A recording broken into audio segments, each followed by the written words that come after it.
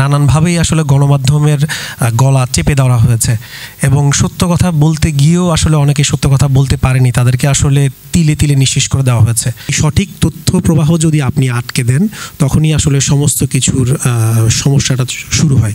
সংবাদের যে কাঠামো, আইনের যে খড়গ সংবাদ মাধ্যমগুলোর উপরে, সেগুলো আসলে পর্যায়ক্রমে হোক বা যেভাবে হোক এগুলো আসলে হ্রাস করা উচিত। আমাদের যে সমস্ত কিছুর মেসেজ কিন্তু এক জায়গায়, সেটা হচ্ছে আসলে তথ্য প্রবাহ। আপনার কাছে যদি সঠিকভাবে তথ্য প্রবাহ না থাকে, আপনি যদি না জানেন আপনি কি নিচ্ছেন কি দিচ্ছেন, তখন আসলে মূলত গ্যাপটা শুরু হয়। আর গ্যাপ থাকলেই তখন সেখানে হচ্ছে গুজব দানা বাঁধে। তো গুজব এবং রিউমারের নাম দিয়ে আমরা আসলে অনেক কিছুই হতে দেখেছি, এখনও হচ্ছে। গত 15 বছর আসলে মানুষ কথা বলতে পারেনি। এই বিষয়ে আমি একটু দ্বিমত পোষণ করছি। কেউ না কেউ তো কথা বলেছে, কেউ না কেউ কথা বলেছে দেখেই তো আজকে আমরা এখানে আসতে পেরেছি, না হলে তো আমরা তো এইভাবে কোনো দেখতে পারতাম না। আমার ভাই একজন বলেছেন যে 7 দিন ইন্টারনেট অফ ছিল, টেলিভিশন মিডিয়াগুলো কিছু দেখাতে পারেনি, কিন্তু সংবাদপত্রের মুখ কি বন্ধ ছিল? সেই 7 দিনে আমরা দেখেছি যে সংবাদপত্র আসলে যে ঘটনাটি ঘটে গিয়েছে সবার আড়ালে, সেই সংবাদপত্র কিন্তু সেগুলো ছবি সহ ছাপা হয়েছে। এবং আমি নিজে দেখেছি যে এই তথ্য প্রবাহের অবাধ যুগে, যেখানে আমরা এখন কথা বলতে বলতে আমরা এখানে আসলে অনেকে মোবাইল স্ক্রিন করছি তথ্যের সাথে আপডেট থাকার জন্য, কিন্তু তখন এই সময়তে এসেও আসলে একটা পত্রিকা গত জুলাই মাসে কিন্তু 100 টাকা, 150 টাকা, 200 টাকা দিয়ে মানুষ কিনে পড়েছে। কেন পড়েছে? মানুষ সঠিক তথ্যটা জানতে চায়।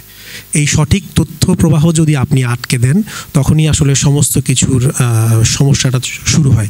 গত 15 বছরের সংবাদ মাধ্যম হিসাবে আমি যেটা বলতে পারি সেটা হচ্ছে, একজন কর্মী হিসাবে সংবাদ মাধ্যম বা সংবাদের নিয়ে যারা কাজ করেন, তথ্য নিয়ে যারা কাজ করেন, তারা আসলে অনেক কিছু দেখেছে, অনেক উথাল পাতাল অনেক কিছুই হয়েছে। সবচেয়ে বেশি সমস্যাটা যেটি হয়েছে যে আসলে গণমাধ্যমগুলোকে রাজনৈতিকরণ করার চেষ্টা করা হয়েছে। আমরা যেটা দেখেছি যে যারা আসলে টেলিভিশন মিডিয়াগুলোর লাইসেন্স পেয়েছেন, তাদের পলিটিক্যাল অ্যাফিলিয়েশন ছিল, রাজনৈতিক সুপারিশ ছাড়া আসলে কোনো ধরনের লাইসেন্স প্রদান করা হয়নি। তারপরে যেটি দেখা হয়েছে সেটি হচ্ছে যে আপনার আইনি প্রভাব, আইনের মাধ্যমে বিভিন্নভাবেই আসলে, এখানে আইনের কয়েকজন আছেন তারা আমার থেকে আরও ভালো বলতে পারবেন, নানানভাবেই আসলে গণমাধ্যমের গলা চেপে ধরা হয়েছে এবং সত্য কথা বলতে গিয়েও আসলে অনেকে সত্য কথা বলতে পারেনি, তাদেরকে আসলে তিলে তিলে নিঃশেষ করে দেওয়া হয়েছে। তারপরে আরেকটি বিষয় যেটা হচ্ছে যে নিজেদের সেলফ সেন্সরশিপটা আসলে আমার ভাষায় সাংবাদিকদের জন্য একটি আসলে মারাত্মক জিনিস। সাংবাদিকরা যখন আসলে কোনো তথ্য নিয়ে কাজ করে, তার প্রথম যে চিন্তাটা আসে, এটা কি আদৌ ছাপবে বা এটিকে আদৌ বলতে পারবো আমি, সেই বিষয়টা আসলে তিলে তিলে গত 15 বছর মানুষের কাছে যখন যারা তথ্য প্রবাহ করতে চেয়েছে, তথ্য দিতে চেয়েছে, নিউজ করতে চেয়েছে, তখন তারা আসলে নিজেদের সাথে নিজেরা যুদ্ধ করে গেছে। আরেকটা বিষয় সেটা হচ্ছে যে সবচেয়ে বেশি জেএনজি যারা আছেন, এইবারের সবচেয়ে বেশি আক্রান্ত, গণমাধ্যম আক্রান্ত বলবো আমি, আক্রমণের শিকার কোন জায়গায়, সেটা হচ্ছে যে সরকারের দালাল তকমা দেওয়া হয়েছিল আমাদের। ওই স্বল্প সময় ওদিকে যাব না। এই তকমাটার কারণে আসলে আমি নিজেও আক্রান্ত হয়েছি। টেলিভিশন মিডিয়াগুলোর কারণে, 2-1টি টেলিভিশন মিডিয়াগুলোর কারণে আমরা সাংবাদিকরা আসলে এবার খুব বেগ পেতে হয়েছে। তারপরও আমরা আসলে চেষ্টা করেছিলাম যে সংবাদ মাধ্যম যে সত্য সেটা সবার কাছে জানানোর। আর এইখানে সবচেয়ে বেশি যে বিষয়টা, যেহেতু এখন অন্তর্বর্তীকালীন সরকার আছে, তো বিগত 15 বছরের সবচেয়ে বেশি যেটা নিয়ে সাংবাদিক এবং সংবাদপত্রের সাথে জড়িত যারা ছিল, সেটা হচ্ছে আইন দ্বারা আসলে গণমাধ্যমের কণ্ঠরোধ করা হয়েছে। আইন দ্বারা এই কারণেই বলছি, সেটা হচ্ছে যে আপনি কাঠামোগতভাবে সংবাদ মাধ্যমগুলোকে বা সাংবাদিক সমাজকে এমনভাবে একটি জায়গায় রাখা হয়েছিল, এটা আসলে 2 ধারের ছুরির মতো। সেটা হয়তো যারা ভুক্তভোগী হয়েছেন তারাই জানেন। আপনারা ডিজিটাল সিকিউরিটি অ্যাক্টের কথা শুনেছেন, আইসিটি অ্যাক্টের কথা শুনেছেন, অফিসিয়াল সিক্রেসি অ্যাক্টের কথা শুনেছেন। এই ধরনের অসংখ্য আইনে আসলে অনেক সাংবাদিক আক্রান্ত হয়েছে। সবচেয়ে বেশি আলোচিত যে ঘটনাটা আমি বলতে পারি, যে স্বাস্থ্য মন্ত্রণালয়ের যে ঝামেলাটা হয়েছিল রোজিনা আপার, তাকে আসলে ছোট্ট একটি বিষয়ে তাকে আটকে দেওয়া হয়েছিল অফিসিয়াল সিক্রেসি অ্যাক্টে। ব্রিটিশ পিরিয়ডের সময় সেই অফিসিয়াল সিক্রেসি অ্যাক্ট দিয়ে আসলে 2023-24 সালের এই সময়ে এসেও তাকে আসলে সেই 200 বছর আগের অস্ত্র দিয়ে তাকে ঘায়েল করার একটা চেষ্টা করা হয়েছে। তারপরে ঘুরে ফিরে আমরা সেটা বলতে পারি যে আসলে যে কার্টুন আঁকতে গিয়ে আমাদের যে মুশতাক মারা গেলেন, তারপরে কিশোর গ্রেফতার হলেন। এই ধরনের অসংখ্য ঘটনা ঘটেছে যেটা আসলে দমন নিপীড়নের ঘটনা। এই দমন নিপীড়ন সাংবাদিকদের উপরে আগেও ছিল, এখনও চলছে। তো সংবাদকর্মী হিসেবে আমার যে উদ্বেগের জায়গাটা বা আমি যে বিষয়টা বলতে পারি সেটা হচ্ছে যে কি স্বাধীনতা রক্ষা করা অর্জন করার চেয়ে স্বাধীনতা রক্ষা করা কঠিন।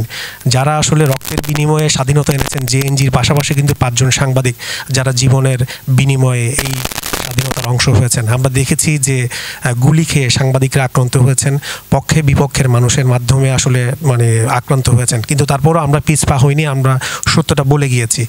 তো যারা এই বিষয়গুলো নিয়ে কাজ করেন, নীতি নির্ধারণে কাজ করবেন, সংবাদ মাধ্যম বা আমি যেটা মনে করি, আমি চট্টগ্রাম বিশ্ববিদ্যালয়ের জার্নালিজম বিভাগ থেকে পাশ করা, তো আমি যেটা মনে করি ভারতীয় অনেক গণমাধ্যম থেকে বাংলাদেশের সংবাদ মাধ্যমগুলো অনেক ভালো কাজ করছে। সেটা আপনারা যদি তুলনামূলক যারা সংবাদ মাধ্যম দেখে থাকেন, পত্রিকা দেখে থাকেন, তারা এটার মানটা আপনারা বুঝতে পারবেন।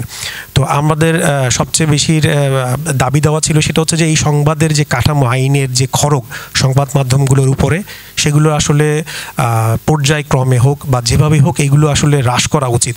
কারণ আমার গলায় যদি ছুরি থাকে, আমি আলেকজান্ডার গলায় ছুরি আছে সেটা আমি বলতে 10 বার ভাববো, কিন্তু তারপর আমরা আসলে চুপ করে থাকিনি, আমরা কিন্তু কথা বলে গিয়েছি।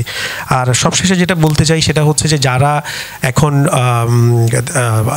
এই পর্যন্ত এসেছেন, আমাদেরকে নিয়ে এসেছেন, তাদের প্রতি আসলে আমরা তাকিয়ে আছি। কারণ টুমোরো আপনারাই বাংলাদেশকে লিড দিবেন।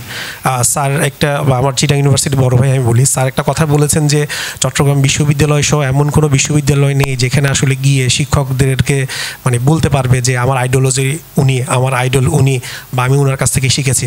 কিন্তু এই জায়গাটা আসলে একটু আমাদের গ্যাপ হয়ে গেছে। সেটা হচ্ছে যে চট্টগ্রাম বিশ্ববিদ্যালয়ে কিন্তু জামাল নজরুল স্যারের মতো মানুষ ছিলেন যিনি নাসায় কাজ করে এসেছেন।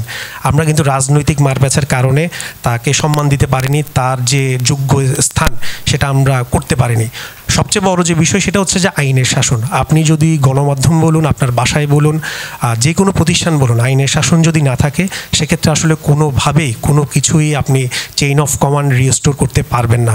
73-এর অধ্যাদেশে 4টা বিশ্ববিদ্যালয় চলে, সেই 4টা বিশ্ববিদ্যালয়, ঢাকা বিশ্ববিদ্যালয়, চট্টগ্রাম বিশ্ববিদ্যালয়, জাহাঙ্গীরনগর রাজশাহী বিশ্ববিদ্যালয়, এই বিশ্ববিদ্যালয়গুলো একসময় যারা পাশ করে বেরিয়েছেন তারাই আসলে দেশের এই 50 বছর স্বাধীনতায় অনেক গুরুত্বপূর্ণ ভূমিকা পালন করেছেন। তারা অনেক ভালো ভালো কাজ করেছেন, পাশাপাশি ছাত্র জনতা যারা ছিল তারাও করেছেন। তাহলে কেন এখন চট্টগ্রাম বিশ্ববিদ্যালয়, ঢাকা বিশ্ববিদ্যালয় থেকে বের হয়ে মানুষ আসলে শিক্ষা নিয়ে প্রশ্ন করবে? এই বিষয়গুলো আমাদেরকে একটু খতিয়ে দেখা উচিত। আর সাংবাদিক হিসেবে যেটা বলবো সেটা হচ্ছে যে যুগে যুগে সাংবাদিকদের কণ্ঠরোধ করার চেষ্টা করা হয়েছে। জেএনজি যারা আছেন, আপনাদের সাথে সংবাদ মাধ্যমদের একটা বড় চ্যালেঞ্জ হচ্ছে আপনারা তথ্য পেতে ভালোবাসেন, তথ্য জানাতে ভালোবাসেন। আর আমরা যে কাজটা করি সেটা হচ্ছে যে আসলে আমরা গুজবটাকে ছেঁকে সঠিক তথ্যটা আপনাদের কাছে তুলে ধরার চেষ্টা করি। তো আপনারা সঠিক তথ্যটা কীভাবে আরও ইজিলি পাওয়া যায় সেই বিষয়ে কাজ করবেন। ধন্যবাদ।